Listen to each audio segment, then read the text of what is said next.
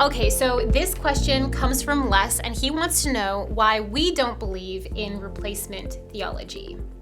Okay, Les, great question. Thank you for asking. It's one of the questions that's asked by a lot of people because there's been an establishment of replacement theology. Let me explain what it is. A lot of people believe that the Christians in the church have replaced the Jews. Replaced Israel, yeah. That's right. Yeah.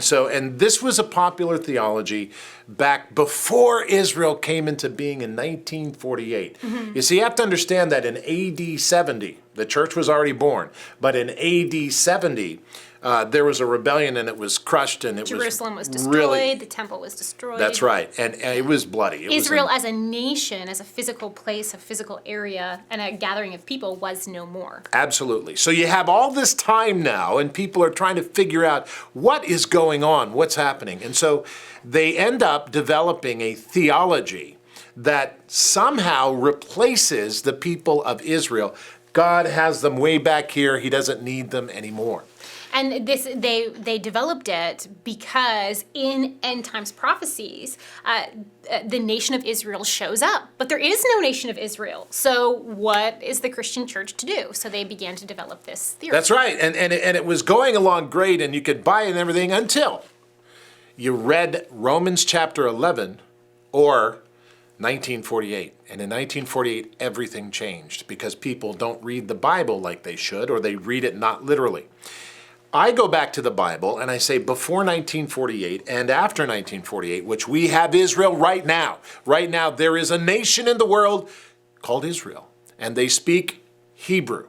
And so that's really important. Replacement theology, I don't believe in it not because of 1948, not because of Israel being here, but because Romans chapter 11 says so. And Paul, the apostle, writes to the church at Rome just before the great famous Romans 12, I beseech you therefore, brethren, by the mercies of God, to present your bodies a living sacrifice. But go before that. Before that, he says, is God done with Israel yet? My people, Paul says.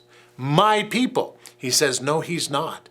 They have rejected the gospel of Jesus Christ, meaning the Israelites that did not take Jesus as Lord. And so that's interesting. So he then talks about what the problems are and how to deal with it. And you know, God has been saving Jewish people throughout history. When I say save, I need to be clear about this. God has been rescuing Jewish people since that time, and he continues to do that even today. There will be people from Israel who are watching this particular question and answer, and they'll start saying, well, you know, he said that, and no, this is not something that is exclusively Christian or exclusively Jewish. This is biblical. And the Bible says it. Jesus Christ says it. He says, very important, I am the way, the truth, and the life. No man comes to the Father except through me. Jesus Christ says that. So I don't believe in replacement theology because I don't believe that the Christians have replaced the Jews. I don't believe that at all. I believe that the Jewish people who are in business now, God is dealing with them and he's working with them. And you cannot, the redemption is Jesus Christ. You have to understand that. And it says, and this is interesting too, because it says in the latter part of the last days, the sign of the Son of Man will appear in the sky, and the tribes of the earth will mourn. They will realize that they actually killed him, that he was crucified on the cross, and then they'll realize he rose again. He did truly raise from the dead. And there will be great weeping and mourning that goes on.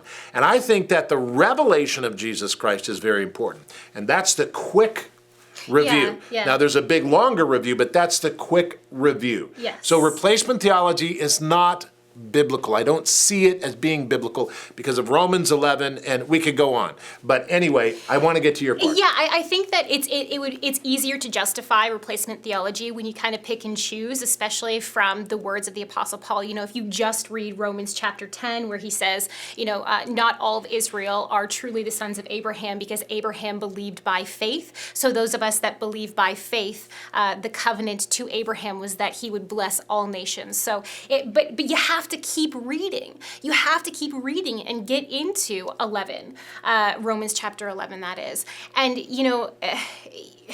it's when you're dealing with replacement theology, I find a lot of the attitude, and I don't mean to be offensive, but I find that a lot of the attitude is we have everything figured out about end time prophecy, and the church has replaced Israel, and Israel's done because they blew it.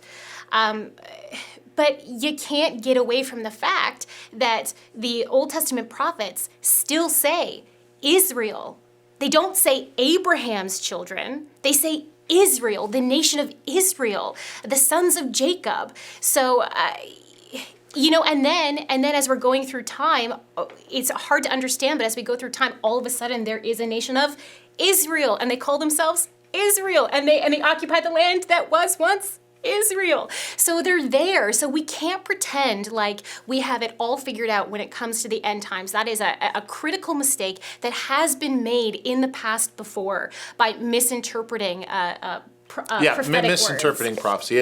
And it's really, really important that you understand how Josephus, who was somebody not part of the Christian faith at all, but he was a Jewish, some call him a traitor, but he was a Jewish guy. He was a Roman historian. He wrote history, and he called the Christians, and this is beautiful, he called them the 13th tribe of Israel. It's interesting. I think that's great. I like being the 13th tribe because my king, Jesus Christ, is Jewish. Yep. And that's the truth. And a lot of people, they say things about Jews and all that stuff, and they don't like them, but that's not what we're talking about. We're talking about the biblical understanding that Israel has got to be dealt with. And Jesus Christ, just to conclude, promised. He promised King David, and this is very important when you read through the historical books. He says, listen, I promised you, King David, and I'm going to fulfill my promise. There will be Messiah, a perfect one, ruling the kingdom one day. And you want to know something? That's still to come. Nobody perfect has been ruling the kingdom. God, Jesus Christ, is going to have political control over the kingdom of Israel. God is going to do that. That is absolutely stunning. And you can read more in Ezekiel about that if you want to. Just a thought, sidebar. Anyway, thanks for your question.